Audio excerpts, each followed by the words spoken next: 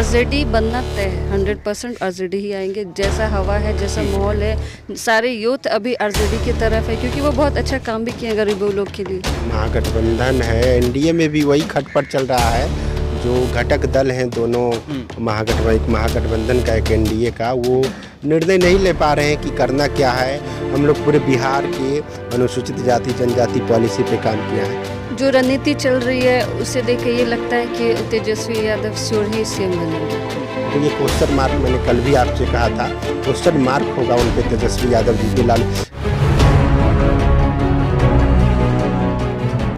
नमस्कार, मैं देव, आप इस समय देख रहे हैं लोकतंत्र टीवी। ये बिहार की राजधानी पटना है, जहां लगातार चल रही है बिहार चुनाव का एक बड़ा यात्रा तैयार होने जा रहा है। इस समय हमारे साथ मौजूद हैं दलित नेता अमर आज़ाद, और ठीक हमारे साथ मौजूद हैं निशा सालिनी जी, जिला परिषद भी हैं और SC/ST महिला मोर्चा के प्रदेश में भी कार्यरत हैं। क्या लग रहा है अमर जी, किस तरीके से पूरा बिहार को आप देख पा रहे हैं इस समय, जो रणनीति तैयार की जा रही है बिहार इलेक्शन को लेकर? देखिए, बिहार इलेक्शन की जो रणनीति है, एक अच्छा महागठबंधन के लिए एक अवसर मिला है। उस अवसर को सही रणनीति, चुनावी रणनीति बनाकर करके जीता जा सकता है।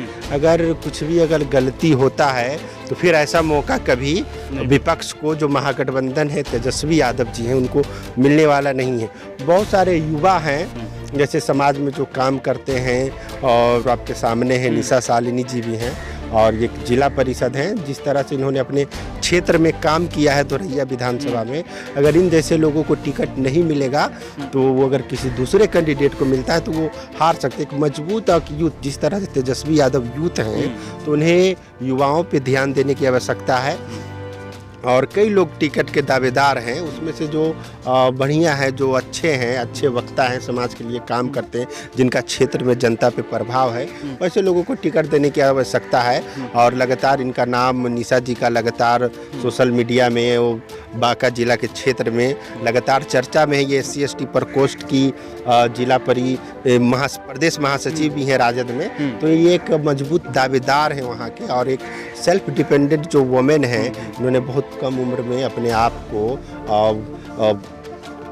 वुमेन एम्पावरमेंट में स्थापित किया है। से क्या बात चल रही है? तेजस्वी यादव जी से हम लोग बात किए हैं कि आप टिकट दीजिए, और हमारी भी बात रही है राजगीर विधानसभा से। हमने इनके बारे में भी बात वहाँ पार्टी ऑफिस में किया है। निशा सालिनी जी को बांका से चुनाव लड़वाया जाए, और इनको चुनाव लड़वाया जाएगा तो ये चुनाव जीत सकती है। तो आपको बता दें कि पूरे बिहार में जिस तरीके से लगातार युवाओं की संख्या बढ़ती जा रही है, और 7 करोड़ के आसपास युवा है, तो तेजस्वी यादव युवा होने के साथ साथ इस बात की भी प्रबल दावेदारी दी जा रही है कि युवा तो हैं ही, साथ में जो टिकट विधानसभा का जो चुनाव लड़ेंगे वो भी युवा ही होना चाहिए। निशा सालिनी जी हमारे साथ मौजूद हैं। क्या लग रहा है, कैसे रणनीति देख पा रहे हैं पूरे बिहार के चुनाव को? जो रणनीति चल रही है उसे देख के ये लगता है कि तेजस्वी यादव श्योर ही सीएम बनेंगे। हम लोग सारे युवा उनके साथ हैं, उनको सपोर्ट कर रहे हैं, क्योंकि नीतीश कुमार जी, एक तो उनका काम करने का तरीका बिल्कुल ही गलत है। वो गरीब पे बिल्कुल भी ध्यान ना देते। अभी पटना में बाढ़ आया जो बहुत बड़ा, वो कह रहे हैं पटना स्मार्ट सिटी बना रहे हो, बट आप पानी का व्यवस्था नहीं कर रहे। बहुत दिनों तक लोगों को झेलना पड़ा इसको, बहुत सारे लोग बीमारी को भी सामना करना पड़ा। तो ये सब देखते हुए पटना वासी भी उनसे नाखुश है। और बिहार में अभी जो कोरोना का महामारी हुआ, उनमें भी बहुत ज़्यादा भागीदारी वो कुछ ऐसा दिखाई दी। तेजस्वी यादव से क्या बात चल रही है? तेजस्वी यादव से हमारी बात चल रही है कि हमें टिकट दिया जाए दोरैया विधानसभा 160 का, और अगर हमें टिकट मिलता है तो निश्चित ही लीड देंगे। आप पहले से भी आरजेडी में लगातार काम कर रही हैं, और क्या लग रहा है, आरजेडी का माहौल पूरे बिहार में बनना तय है? या फिर एनडीए की गवर्नमेंट, मोदी सरकार, नीतीश की जो मिली एनडीए की जो सरकार है, वो फिर कार्यरत करेगी? नहीं, आरजेडी बनना तय है, 100% आरजेडी ही आएंगे। जैसा हवा है, जैसा माहौल है, सारे यूथ अभी आरजेडी की तरफ है, क्योंकि वो बहुत अच्छा काम भी किए गरीबों लोग के लिए। खासकर अभी कोरोना में जो मजदूर थे उनके लिए बहुत ज़्यादा ही व्यवस्था किए। अब जानते होंगे कि वो खाना का व्यवस्था रखे थे, जो भी प्रवासी मजदूर आ रहे थे, तो वो एक बहुत बड़ा फैक्टर होता है गरीबों के लिए। और अभी नीतीश जी हमारे सीएम होकर भी उनको ज़्यादा भागीदारी होनी चाहिए, बट वो ऐसा कुछ सो नहीं करते, तो इसलिए यूथ लोग उनसे नाराज़ हैं। लगातार इस बात की चर्चा चल रही है कि 3 अक्टूबर से, आगामी 3 अक्टूबर को विधानसभा का नॉमिनेशन है, 1 तारीख से विधान परिषद का नॉमिनेशन है। आज़ाद जी, इसके पहले टिकट का अनाउंसमेंट होना है, कैसे, थोड़ा जल्दबाजी या थोड़ा लेट से ये चीज़ें हो रही हैं? देखिए, ये तो महागठबंधन है, एनडीए में भी वही खटपट चल रहा है। जो घटक दल हैं दोनों एक महागठबंधन का, एक एनडीए का, वो निर्णय नहीं ले पा रहे हैं कि करना क्या है। और इसी के चलते अभी देखे होंगे तमाम राजनीतिक पार्टियां हैं, उनके जो सुप्रीमो हैं उनके आवास पर लगातार उन जो कैंडिडेट हैं उनके समर्थक जा रहे हैं, टिकट का मांग कर रहे हैं। तो इन्हें तेजस्वी यादव जी को हम लोग ये बताना चाहते हैं कि अगर इम्पोर्टेंस लोगों को टिकट नहीं दिया गया जो संविधान आरक्षण के लिए काम करते हैं, हम लोगों का किसी एक क्षेत्र में हम लोग काम नहीं किया, हम लोग पूरे बिहार के अनुसूचित जाति जनजाति पॉलिसी पे काम किया है।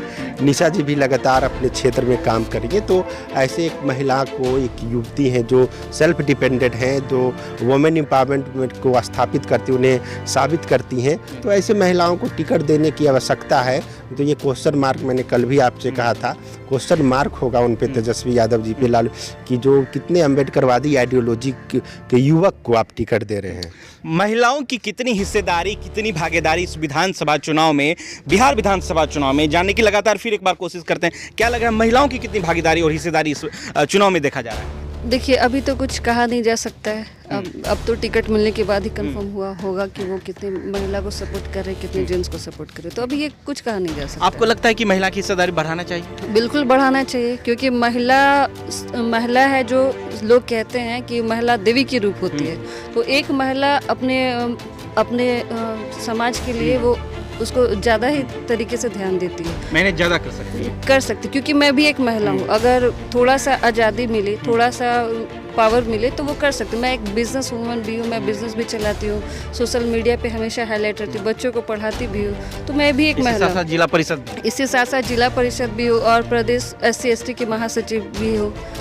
तो ये लगता है कि जो इतनी जिम्मेदारी जो लगातार आपके साथ है, टिकट मिलना चाहिए। तो ये बड़े दो दिग्गज नेता हैं, जहां पर पटना, बिहार की राजधानी पटना में इस समय हमारे साथ मौजूद हैं। लगातार आरजेडी सुप्रीमो तेजस्वी यादव, लालू यादव की तरफ से प्रबल दावेदारी दी जा रही है कि इस बार जो युवाओं की संख्या है, जिस तरीके से तेजस्वी यादव खुद एक युवा हैं और प्रबल दावेदारी दे रहे हैं सीएम कैंडिडेट का, बल्कि युवा ये बात कह रहे हैं, तो उसी तर्ज पर जो युवा महिला हो या पुरुष हो, उनको इस विधानसभा के लिए दावेदारी देना चाहिए। आप देख रहे हैं इसमें लोकतंत्र टीवी, मैं हूं देव, पटना, ब्यूरो दिल्ली।